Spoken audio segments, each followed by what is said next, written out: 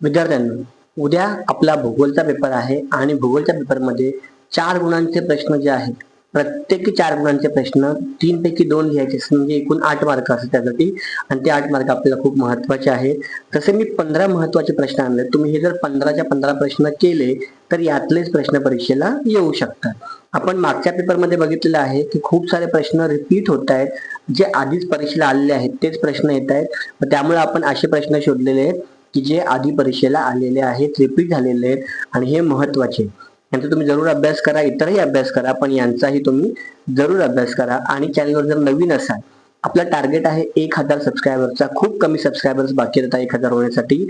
तर मी तुम्हाला रिक्वेस्ट करतो की जर तुम्ही नवीन असाल तर चॅनलला सबस्क्राईब करा आणि बेल आयकॉन दाबा, जेणेकरून तुम्हाला नवीन नवीन व्हिडिओचं नोटिफिकेशन येत राहील.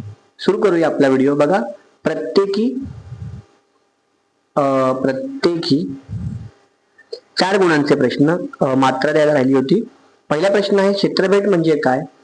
क्षेत्रभेटीत तुम्ही कोणते साहित्य बरोबर न्याल? तर हा प्रश्न आपल्याला 4 मार्काला लिहायचा आहे. मग तुम्हाला आधी लिहायला लागेल क्षेत्रभेट म्हणजे काय, कमीत कमी 1 मार्कासाठी क्षेत्रभेटीची व्याख्या. आणि मग तुम्ही कोणकोणते साहित्य न्याल हे तुम्हाला कमीत कमी 5 ते 6 मुद्द्यांमध्ये लिहायचं आहे. हे साहित्य नेहू, कारण त्याचं कारण तुम्हाला लिहायचंय. क्षेत्रभेटीमध्ये हे साहित्य आवश्यक आहे कारण यामुळे हे असं होईल किंवा तसं होईल. ठीक आहे, असा तुम्हाला मोठा हा प्रश्न लिहायचा आहे 4 गुणांसाठी. पुढचा प्रश्न, कारखान्यास किंवा साखर कारखान्यास, प्रश्न कुठलाही आला, फक्त कारखान्यास आला किंवा साखर कारखान्यास आला तरीही कारखान्यास किंवा साखर कारखान्यास भेट देण्यासाठी प्रश्नावली तयार करा. कमीत कमी 8 प्रश्न तयार करा, कारण 4 गुणांचा प्रश्न आहे तर कमीत कमी 8 प्रश्न तुम्ही तयार करू शकता यावरती. क्षेत्रभेट म्हणजे काय? क्षेत्रभेटीची पूर्वतयारी कशी कराल? पुन्हा तोच प्रश्न आहे, कोणते साहित्य न्याल, पूर्वतयारी कशी कराल? जवळपास उत्तर तुमचं सारखंच असणार आहे. भारताची ऐतिहासिक पार्श्वभूमी स्पष्ट करा.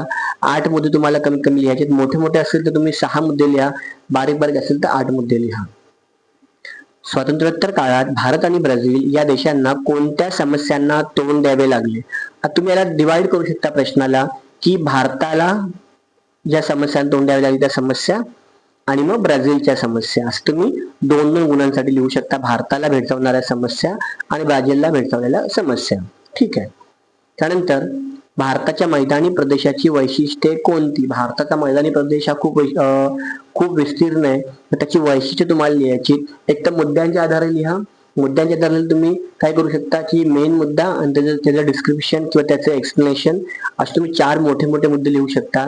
किंवा सिंगल पॉइंट्स असतील तर तुम्हाला 8 पॉइंट लिहावे लागतील.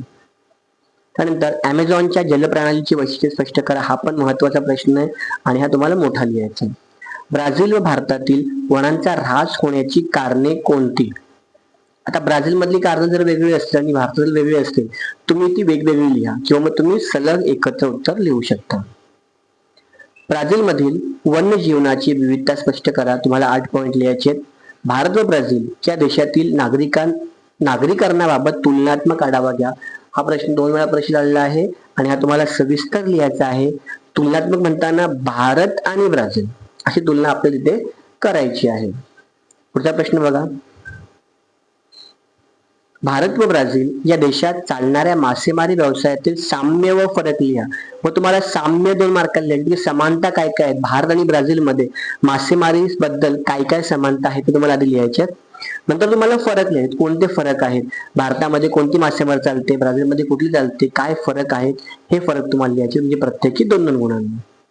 त्यानंतर भारत व ब्राझीलला कोणत्या पर्यावरणीय समस्यांना तोंड द्यावे लागते? सेम उत्तर, भारताला भेडसावणाऱ्या पर्यावरणीय समस्या, ब्राझीलला भेडसावणाऱ्या पर्यावरणीय समस्या. ठीक आहे, डिवाइड करा म्हणजे तुम्हाला मार्क बरोबर मिळतील.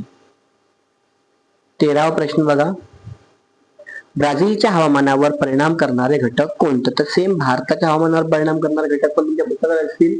हे तुम्हाला 8 मुद्दे लिहायचे किंवा तुम्हाला मेन मुद्दा आणि त्याचं एक्सप्लेनेशन असे करून 4 मुद्दे लिहायचे आहेत. 14वा प्रश्न, ब्राझील व भारत या देशांमधील हवामानाची तुलना करा. तसे भारतातील हवामान आणि ब्राझील मधील हवामान.